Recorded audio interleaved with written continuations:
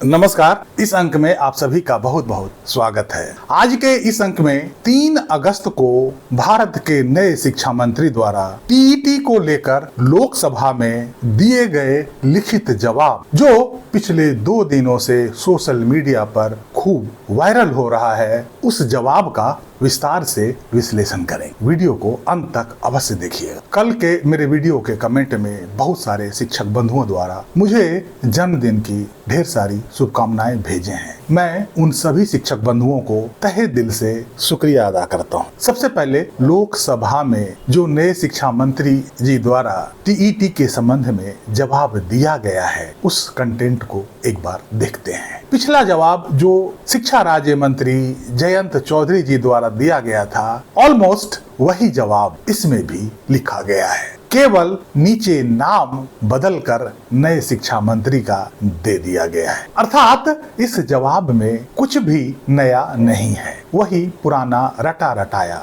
जवाब। चाहे आप लिखित में ले लें या मौखिक ले लें, यही जवाब आपको अक्सर देखने को मिलेगा। इसमें लिखा है कि education is a subject of concurrent list of the constitution and the recruitment, service condition and deployment of teachers fall within the administrative domain of the respective state governments and union territory administrations.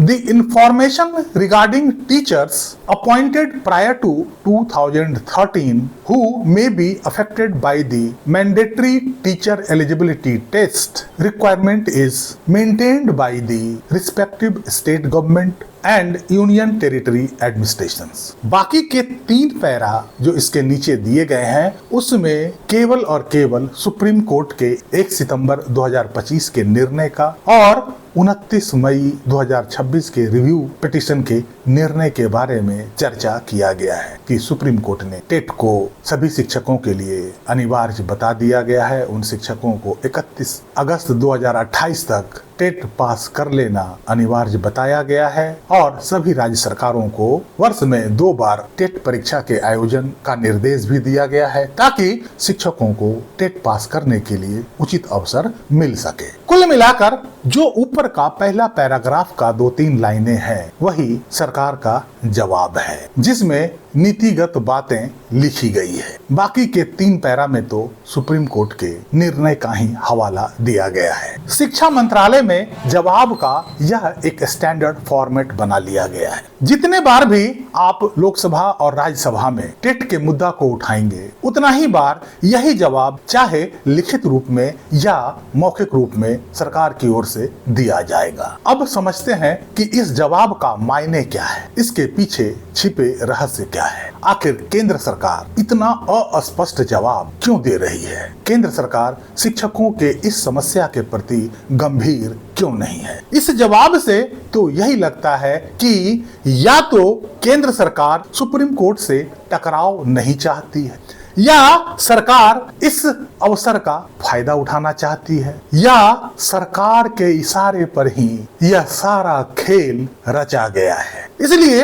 यह जानते हुए कि RTE कानून में या बाद के किसी संशोधन में सभी सेवारत शिक्षकों के लिए टेट उत्तीर्ण करने का कोई अनिवार्यता का प्रावधान नहीं है, बावजूद इसके सरकार इसमें कोई हस्तक्षेप करना नहीं चाहती है। इतना तो स्पष्ट हो गया कि सरकार अभी किसी भी दबाव में नहीं है और शिक्षकों की समस्या को लेकर आरटीई एक्ट में कोई भी संशोधन लाने के पक्ष में नहीं है। यदि सरकार द्वारा बनाए गए किसी कानून और न्यायालय द्वारा पास किए गए किसी निर्णय में विसंगति उत्पन्न होती है, कोई टकराव उत्पन्न होती है, तो सरकार का यह कर्तव्य है कि उस विसंगति को दूर करे और मूल कानून में जो प्रावधान है उसी को लागू करे, चाहे उसे संसद में संशोधन के माध्यम से लागू करे या न्यायालय में रिव्यू या क्यूरेटिव पिटीशन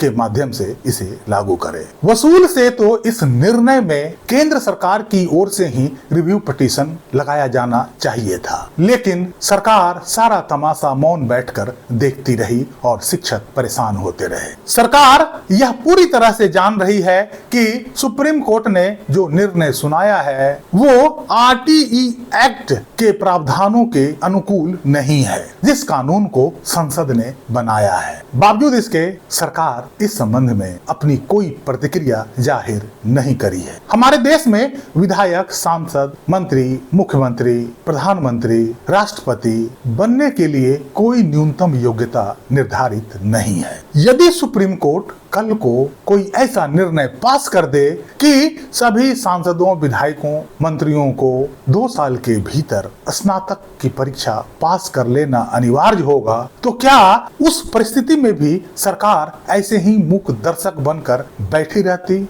और सुप्रीम कोर्ट के निर्णय का आरती उतारती? एक बच्चे के भविष्य की जब इतनी चिंता है तो हम पूरे देश के भविष्य को ऐसे अशिक्षित और अनपढ़ नेताओं के हाथ में कैसे छोड़ सकते हैं? आज देश की राजनीति का स्तर इतना गिरता जा रहा है, क्या उसमें गुणवत्ता की जरूरत नहीं है? क्या हम देशवासियों का यह अधिकार नहीं है कि हमारे देश के नेता जो हमारे देश और राज्य का प्रतिनिधित्व कर रहे हैं वे पढ़े लिखे और ज्ञानी हों? आज देश के न्यायालयों की स्थिति ऐसी हो गई है कि वहां से ऐसे ऐसे निर्णय पास हो रहे हैं जिसे देखकर आश्चर्य होता है। न्यायाधीशों की नियुक्ति के लिए एनजेएसी एक कानून बनाया गया था ताकि सर्वाधिक योग्य कानूनवेत्ता ही देश के न्यायाधीश के पद पर आसीन हो, लेकिन यही सुप्रीम कोर्ट ने उस कानून को रद्द कर दिया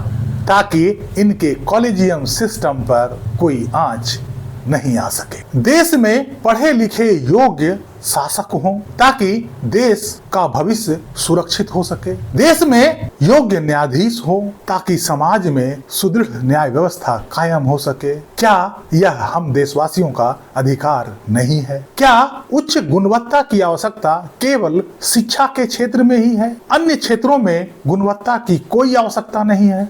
दूसरी बात कि केंद्र सरकार ने बड़ी सफाई से अपनी जिम्मेदारी को टालते हुए इस जवाब में लिखा है कि शिक्षा समवर्ती सूची का विषय है। Just for the sake of argument यदि हम यह मान भी लेते हैं तो आज जो शिक्षकों के साथ समस्या उत्पन्न हुई है वो केंद्र सरकार के बनाए गए कानून आरटीई एक्ट को लेकर हुई है, जो एक केंद्रीय कानून है। इसके अलावा एनसीटीई भी केंद्रीय कानून के तहत ही बनाया गया है। क्या कोई राज्य सरकार आरटीई एक्ट के किसी भी प्रावधान को या एनसीटीई के किसी भी नियम को अपने राज्य के विधानसभा में कानून बनाकर उसके किसी भी प्रावधान में परिवर्तन कर सकती है? क्या किसी राज्य सरकार को इतनी स्वतंत्रता है कि अपने राज्य में शिक्षकों के लिए एनसीटीई के गाइडलाइन से अलग कोई योग्यता नियम या सेवा शर्तें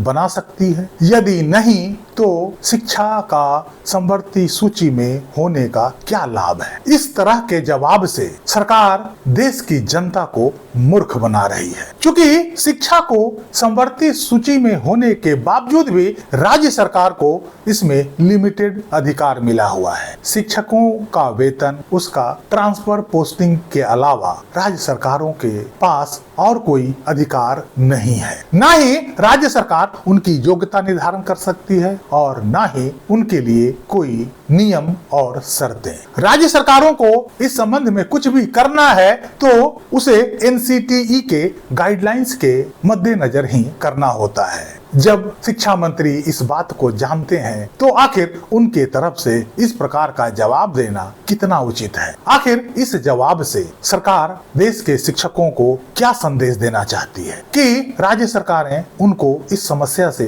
बाहर निकाल सकती है? अपनी जिम्मेदारी राज्य सरकारों पर टालने की कोशिश क्यों की जा रही है? इसलिए इस जवाब का कोई मतलब नहीं बनता है। यह जवाब बिल्कुल नॉनसेंस है। इस जवाब का कोई सेंस नहीं है। सभी को यह पता है कि शिक्षकों के इस समस्या का समाधान या तो संसद के माध्यम से निकल सकता है या न्यायालय के माध्यम से। राज्य सरकारों के पास इस समस्या से शिक्षकों को बाहर निकालने के लिए कोई भी मैकेनिज्म उपलब्ध नहीं है। सरकार के इसी टाल मटोल नीति के कारण पिछले दिनों देश में इतना बड़ा अराजकता हुआ। क्या सरकार आगे भी यही चाहती है कि हर समस्या को लेकर देश की जनता आंदोलन करे, देश में अराजकता को फैलाए, तभी उसकी समस्याओं पर ध्यान दिया जाएगा? आखिर सरकार इस समस्या से कब तक बचते रहेगी? इस अंक में यहीं तक। कैसी लगी जानकारी कमेंट करके जरूर बताइएगा। वीडियो को लाइक कीजिएगा, चैनल को सब्सक्राइब कीजिएगा। मिलते हैं अगले अंक में, तब तक के लिए जय हिंद,